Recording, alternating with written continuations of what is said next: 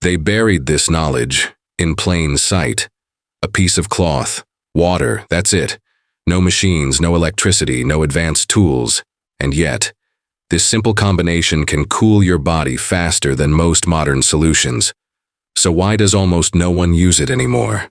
Because heat doesn't just make you uncomfortable. It kills. Every year, people collapse in extreme temperatures, not because they lack water, but because their body can't release heat fast enough. Sweating is supposed to save you, but in extreme conditions, it fails. Humidity blocks evaporation. Hot air traps heat around your skin. Dehydration slows everything down. Your body becomes a closed system. Heat builds up, with nowhere to go. And when that happens, you don't just feel hot. You overheat. Dizziness, confusion, loss of coordination, collapse. Modern advice sounds simple. Drink water, stay in shade, use a fan. But what if none of that is enough? What if you're outside, exposed, with no shelter? This is where an old technique comes in, so simple, it feels almost useless. A wet cloth, but not used randomly, used with precision. Because ancient civilizations understood something we often ignore. Cooling is not about removing heat, it's about moving it. In desert regions, people survived extreme temperatures without machines. No air conditioning, no cooling devices. Yet they stayed functional, even under the sun. They used water and fabric in controlled ways. Wrapping cloth around the head, neck, or body. Letting wind pass through it. Creating a cooling effect that feels almost unnatural. Travelers in North Africa, the Middle East, and parts of Asia used similar methods. Loose garments, layered fabrics, moist surfaces, all designed for one purpose: maximize cooling, without wasting water.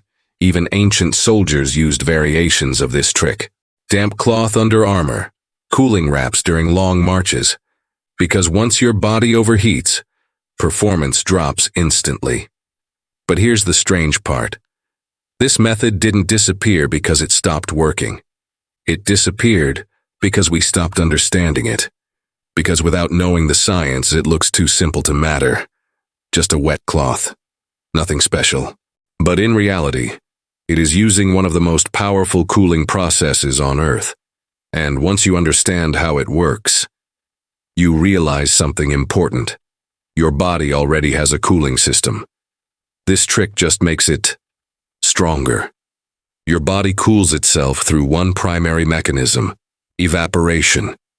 When sweat forms on your skin and evaporates into the air, it carries heat away with it. This is how your body regulates temperature.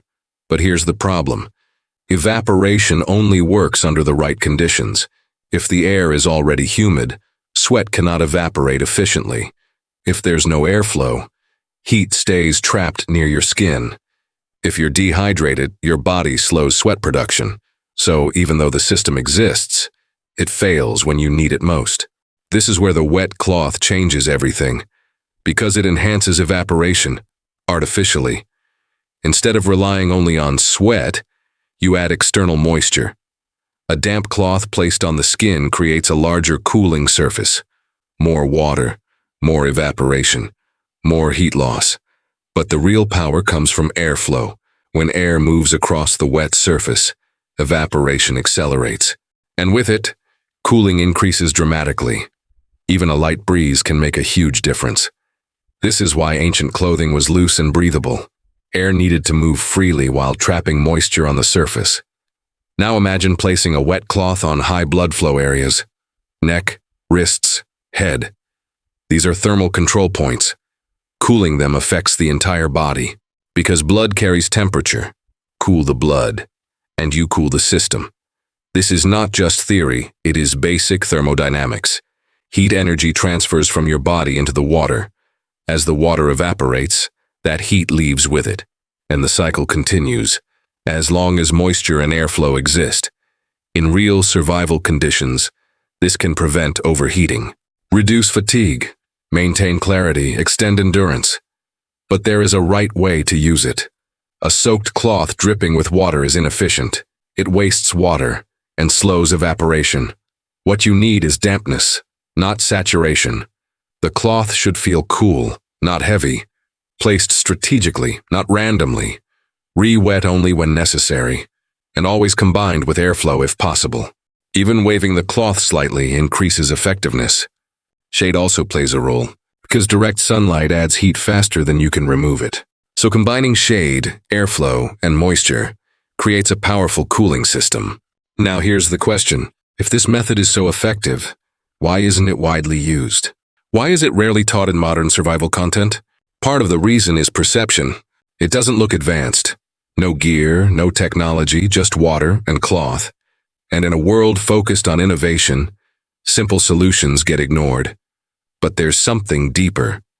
Modern cooling depends on machines, fans, air conditioning, cooling devices, tools that require power. And when people depend on systems, they forget natural methods because they don't need them until it's too late. But in real survival scenarios, power is not guaranteed. Equipment fails. And when it does, only knowledge remains. This technique doesn't rely on anything external. No fuel, no batteries, no complex setup.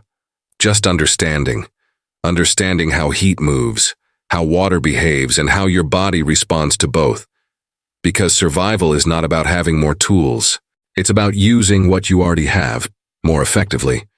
And sometimes the difference between overheating and staying alive is nothing more than a wet piece of cloth, used the right way.